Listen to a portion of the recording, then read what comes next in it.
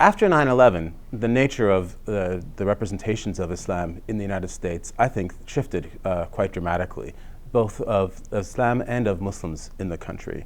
And the way in which they shifted was that Islam was no longer seen as primarily and fundamentally something that was beyond the borders of the United States, but it was also seen as something that was actually had arrived, that was here.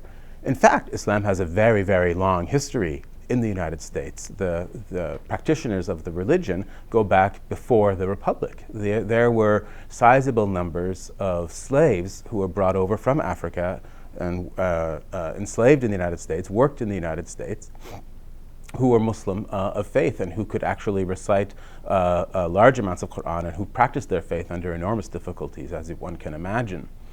But I think that for many Americans, 9/11 marks really the arrival of Islam in the United States, and it's an arrival of, obviously, destruction, threat, horror, and terror. So what we see is that after 9/11, you get the idea of Muslims being in the United States, but essentially, in a lot of ways, becoming a security threat and becoming a kind of fifth column community, which of course they are not. But that's the way in which many people perceive them. And you can see that through a lot of the polling data that you find in the United States. Polls will indicate that after 9/11, about 39% of the American public had negative opinions about Islam and Muslims. And then when you get to today, more than 10 years later, those polls have risen so that it's actually now about 50% of the population. So about half the population will admit to harboring these negative ideas about Islam and Muslims.